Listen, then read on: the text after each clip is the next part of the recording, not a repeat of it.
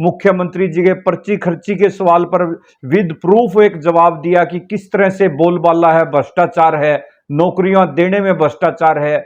आज भी जो एक पर्ची खर्ची नहीं, पूरी अटैची ब्रीफकेस चलती है।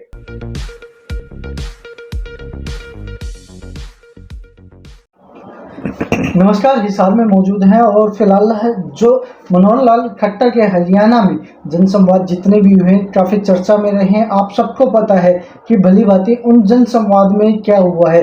लोगों का तो यहाँ तक भी कहना है कि जनसंवाद में लोगों का संवाद लिया गया, उनका मजाक बनाया गया। तो इसी पर चर्चा करने के लिए हमारे साथ हैं कांग्रेस से जिला प्रवक्ता योगेश यादव जी हैं। इनसे तमाम मुद्दों पर बातचीत करेंगे। सर, सबसे पहले तो मैं बात करूंगा कि जनसंवाद में जिस प्रकार से लोगों के मजाक बनाए गए हैं, क्या देखते हैं? देखिए, आपने देखा होगा पिछले दिनों मुख्यमंत्री जी का 3 दिन का यहाँ जनसंवाद का कार्यक्रम था और बिल्कुल ये जो कार्यक्रम पूरी तरह से एक फ्लॉप शो रहा है। और उसमें मुख्यमंत्री जी ने एक जो संवैधानिक पद की एक जो गरिमा होती है मुख्यमंत्री पद की, वो भी तार तार हुई है, क्योंकि उन्होंने एक जनसंवाद एक मजाक बनाकर रख दिया।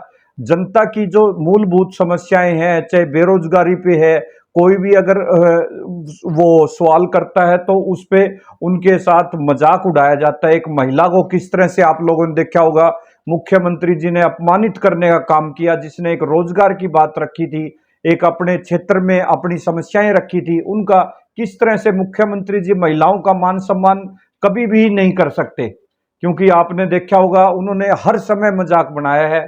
और चाहे आप गुराना गांव की घटना हो, जिन युवाओं ने चीज ने जो मुख्यमंत्री जी के पर्ची खर्ची के सवाल पर विद प्रूफ एक जवाब दिया कि किस तरह से बोलबाला है, भ्रष्टाचार है, नौकरियां देने में भ्रष्टाचार है। आज भी जो एक पर्ची खर्ची नहीं, पूरी अटैची ब्रीफकेस चलती है।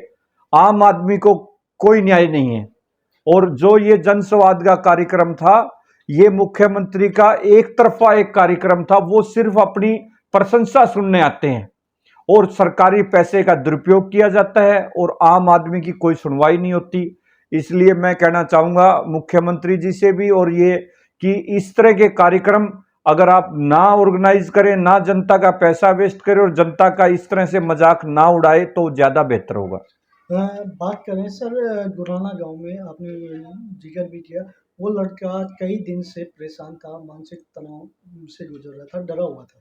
तो इसका जिम्मेवार किसको मानते हैं? देखिए, इसका जिम्मेवार खुद मुख्यमंत्री श्री मनोहर लाल खट्टर जी हैं, क्योंकि वो जब भी कोई युवा महिला कोई भी अगर सवाल अगर उनकी प्रशंसा करें, जब तो वो खुश होते हैं, अपने मुंह में या मिट्ठू बनना चाहते हैं, अपनी प्रशंसा सुनना चाहते हैं। जब आदमी सवाल उठाता है, अपनी उसने न्याय की गुहार लगाई थी कि वो किस तरह से दर दर भटक रहा है और उसे आज तक न्याय नहीं मिला।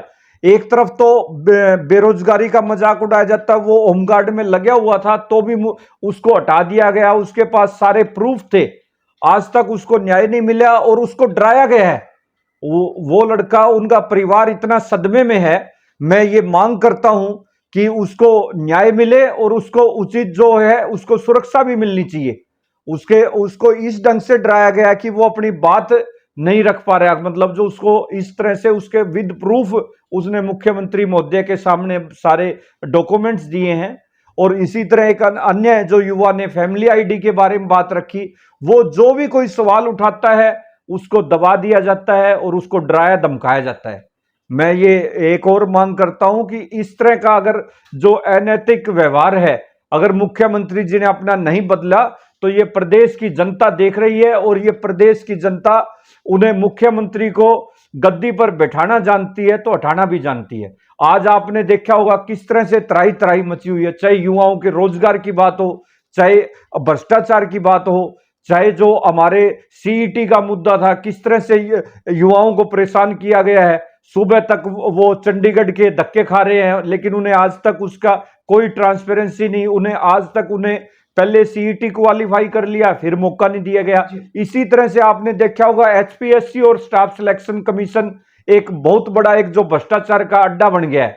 उसमें आम आदमी का सिर्फ युवाओं का शोषण हो रहा है, कोई क्राइटेरिया नहीं है, कोई मेरिट पे सिलेक्शन नहीं हो रहे, कोर्टों में भर्तियां चैलेंज हो रही है।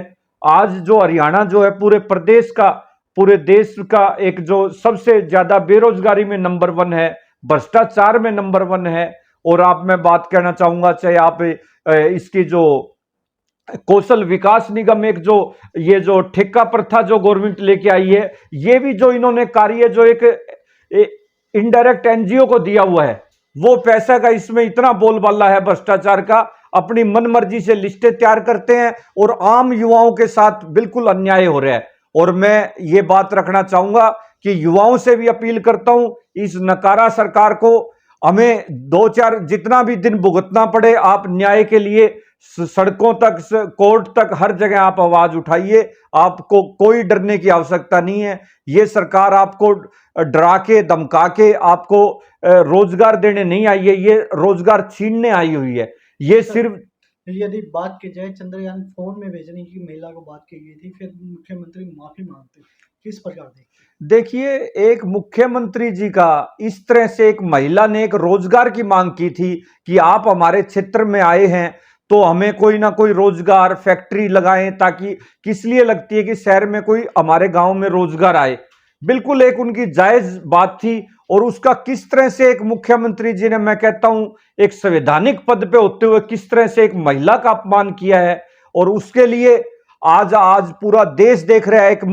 एक वहां के 80 के विधायक उनके घर गए, उनके माफी मांगी और मुख्यमंत्री ने स्वयं माफी मांगी। अब आप एक माफी मांगने से आपका जुर्म माफ नहीं हो जाता। आपको ये अकेले उस महिला का अपमान नहीं किया है, ये पूरे प्रदेश की बहन बेटियों का अपमान किया है।